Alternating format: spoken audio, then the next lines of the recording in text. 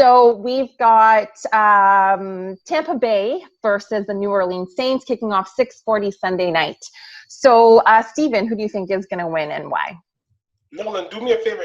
Please tell me we can get that graphic of the History Channel meme that Brady made for this game with him, the old Brees and the old Brady. That was I saw that and I was laughing my face off. That was really good. It's the geriatric bowl, you know what I mean? And while the focus might be on these two veteran quarterbacks, I really think a lot more focus needs to be paid to that Saints defense. I know we're talking there's some problems here, problems there, but I think they finished the season as the number one defense for a reason.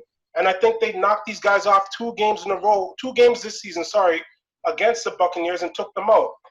I'm sitting here, I'm thinking the two of you are probably going to take Tampa Bay as an upset. I'm guessing that. Me, I'm sitting back, I'm riding with the Saints because I picked them at the start of the season to go to the Super Bowl, and I still think they're going there. So if I turn my back and say, you know what, Brady's never lost 3 times to a team in one season, yeah, well, whatever. I think he loses this game to the Saints, and I think the Saints D shows out. I think that it's going to probably end up where it comes down to a shootout. You know, these teams, 27, a minute left. Brady has the ball, and everyone's sitting there like, yeah, this is his time. This is why we brought him here. He's going to get the win for us. A pick happens because I don't like fairy tale endings. I just want the Saints to win, and I think they're going to win. And straight up, there's no other thing. There's no other way about it. You guys can say what you want, drop numbers. I'm going out on a line, and if it comes back and it bites me in my ass next week, so be it. But the Saints are my lock of the week. Let's go. Let's go. I think this game could go one of 2 ways. New Orleans blows them out, or Bucs win in a close one. No other way around it. And there's a few things that I'm looking at. Why did the Bucs only do 3- and 4-man rushes against Taylor Heineke and the Washington football team?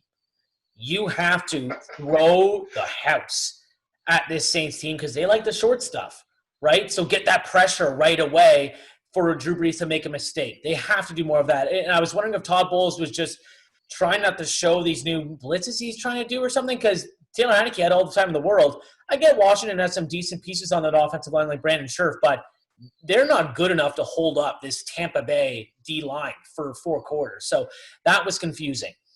Now, what was different, and I mentioned this earlier in the show, Tom Brady knows this Bucs offense completely now. It is so obscure. Bruce Arians, and I think I mentioned this on a before episode.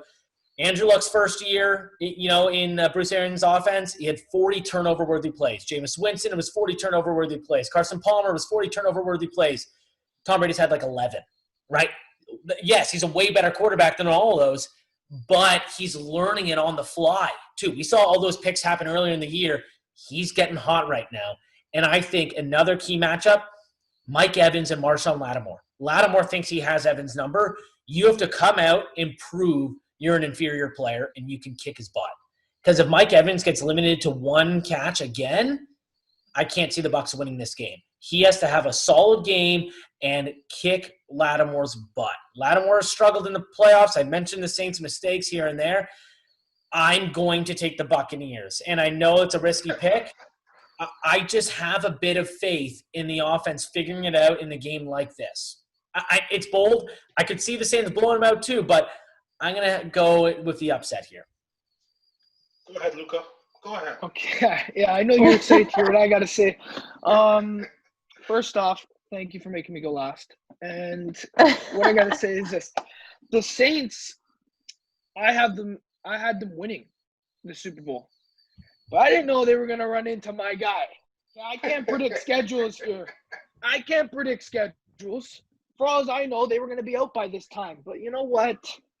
They're here. And Nolan, you said it's spot on. It's a different offense now. That game they got blown out against the Saints. They ran the ball 4 times. And there was a new player who just came into that offense. And that's Antonio Brown. And he is back. And he has been playing amazing. Him and Brady, the chemistry, you can see it's there. This is a different offense.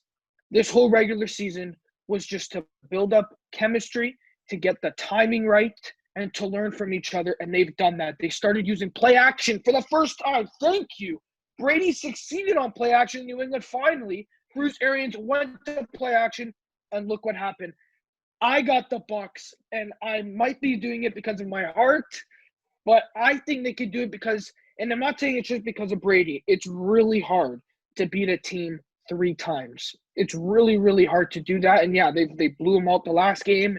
First week, okay, we could see the Saints winning that for all the reasons I pointed out, new team, whatever. This is different now. This is the playoffs. I didn't like really what I saw from that Saints offense, but it is a good Bears defense, so we're going to see how good this Tampa defense can be. I just think Brady now, they've got it figured out. They've got a bit of Arians in them, a bit of how Brady likes to run the system, and that combination, I think it's enough to get it done. Steven, we're going to come on here next week. Goff versus Brady once again. That's my prediction. And let's see what happens. No way. It's happening. Those are some bold predictions, guys. I do want to say quickly, though, you mentioned the Antonio Brown thing. You're right. That was his first game back. That reminded me in that game against New Orleans to get blown out, similar to Baker Mayfield when he's trying to target Odell Beckham Jr., where it's almost in Brady's head, here's my new weapon, let me try and force feed him. Now he's not like that. Now he's almost like, I have a weapon here, here, here, and here.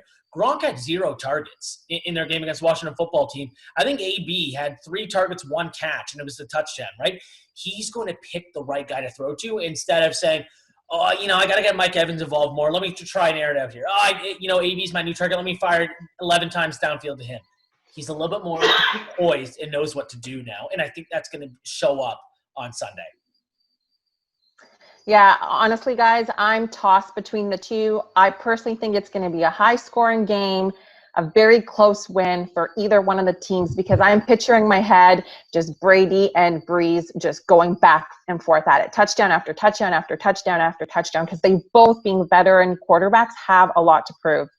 So for me, I'm not sure. If the Saints win, I wouldn't be surprised. But at the same time, if Tampa Bay manages to pull through, that wouldn't surprise me either. So there you have it. Our game predictions for the upcoming divisional round this weekend. That concludes our episode for today. Thank you so much for joining us on Touchdown with True Sports. We'll see you next week.